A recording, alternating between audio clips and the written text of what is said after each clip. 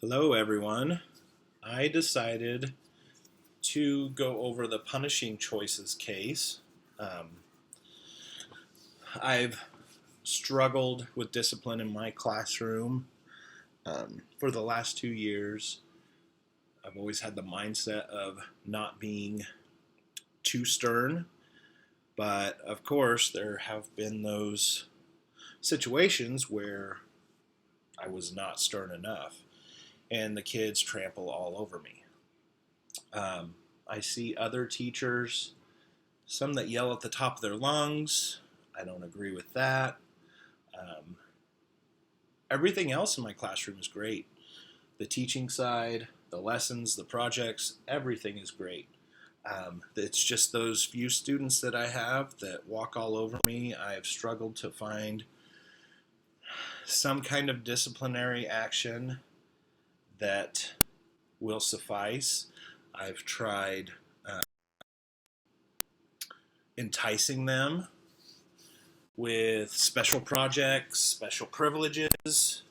That works sometimes, but it's probably something I'm going to be working on for a long time. So I chose this one um, just because it sounded interesting, and I've had a few students in my class that have fallen into similar situations, such as this case. So, here we go. This is Punishing Choices, a case study.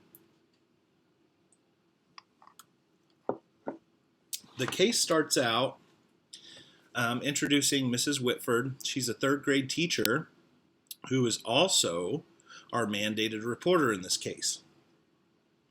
She has a student whose name is Jamal, who is a very happy student. He loves coming to school. He does his homework. He's a great student. However, something around Halloween changed, and his behavior in the classroom drastically changed. She also noticed that Jamal came to school with a really bad bruise on his arm and a cut under one of his eyes.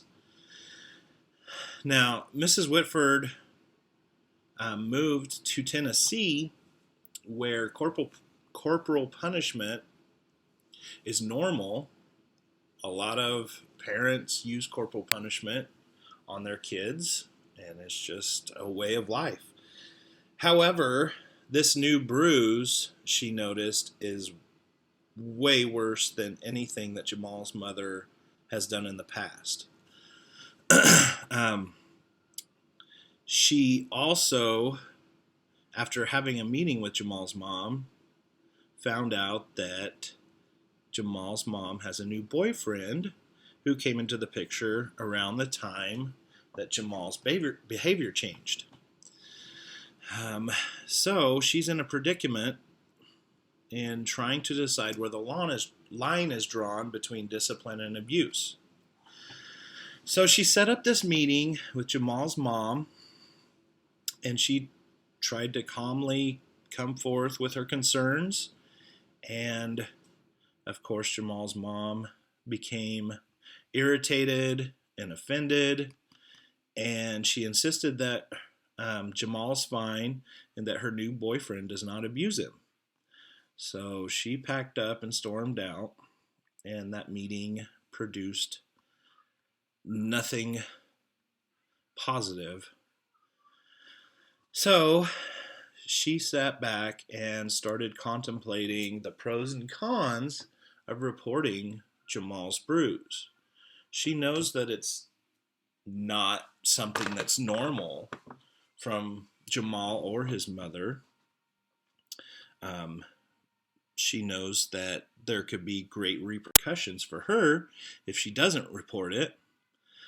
But she also agrees that it could produce a much worse situation than his current living situation. So that part wraps up where she's looking at a photo of her class at Halloween where Jamal is in a SpongeBob costume, homemade costume, and he's just giggling uncontrollably, and she remembers how he used to be before the change. So Mrs. Whitford confides in her colleague Colin. Colin reminds her of a situation that he had last year with a student who had a similar situation. He had a student named Randall. Randall's mother also used extreme punishment, but he learned that when Randall's father came back into the picture, the punishments became very, very severe. So Colin was in the same predicament as Mrs. Whitford. He couldn't decide whether or not to report it, so he confided in the principal. And the principal just flat out told him, if you don't report it, I will. He also knows that his principal was in the foster care system as a child, and he was one of the lucky ones where the foster system worked out great for him. So he is kind of on that side of it because of his own experiences. So Colin thinks about the pros and cons as well. He decided to report it, and upon reporting it, there was an investigation. Randall and his sister were taken from their home, and they ended up being split up in the foster care system. So that was probably not a better situation than what they had before. So this caused Colin to become a non-reporter ever since that incident. He also went on to show her many documents showing the major problems in the foster care system of Tennessee. And I like how some of these articles are included in the read, and I could actually look up the news reports for these statements, and it turns out they are real. That was pretty eye-opening. So he showed her all these. Didn't really help her decision, just kind of worsened it for her. Now she's thinking she shouldn't report it. So she doesn't know what to do now. We'll move on to the laws and ethics of the case. The law states, as a mandated reporter, Mrs. Whitford is required by law to report this incident.